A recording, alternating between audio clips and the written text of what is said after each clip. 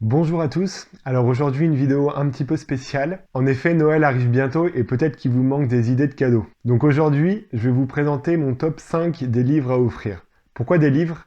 Parce que les livres nous font grandir. Ils nous font réfléchir et nous apportent de la sagesse, et c'est un peu le but de cette chaîne. Et en plus, l'avantage du livre, c'est qu'il est très facile à personnaliser. Vous pouvez rajouter un petit mot dans la couverture et ça en fait un cadeau unique. Alors sans plus tarder, commençons notre top 5 des livres à offrir. Alors pour la 5e position, il faut que la personne à qui vous allez offrir ce livre, elle ait un peu d'humour. Si c'est le cas, vous pouvez lui offrir J'arrête de râler de Christine Levitzky. Dans ce livre, l'auteur raconte son parcours pour sortir de son habitude de râler. Et c'est vraiment bien écrit parce qu'on a envie de la suivre, on a envie de suivre les défis qu'elle nous lance et de nous aussi sortir de cette habitude qui est très française de râler. Donc vraiment, il y a plein de conseils à l'intérieur, c'est vraiment bien écrit et c'est vraiment un livre qui respire de la joie de vivre. Donc voilà, vraiment en 5e position, J'arrête de râler.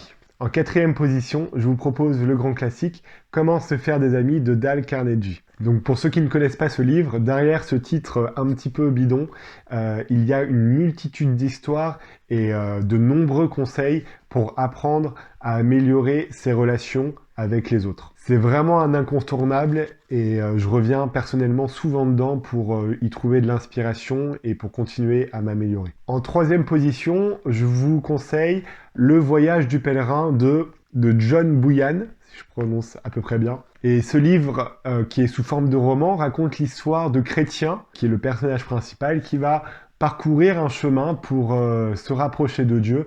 Et c'est vraiment super inspirant comme roman. Et donc si vous ou la personne à qui vous voulez offrir n'est pas forcément familière avec la foi et tout ce qui entoure les religions, vraiment ce livre, il est vraiment top. Ce livre, c'est une sorte de grande parabole sur la vie et sur le rôle de la religion qu'il y a dans la vie, et c'est vraiment adapté à tout le monde. Et même si vous êtes déjà plutôt très croyant et que vous avez de la connaissance dans tout ce qui est religion, les paraboles sont très profondes, et donc il y a moyen de développer sa réflexion à différents niveaux avec ce livre. Une fois que vous l'avez fini, je vous conseille même de regarder le film, un dessin animé précisément, c'est vraiment intéressant à regarder. En 2e position, Laurent Gounel, Et tu trouveras le trésor qui est en toi.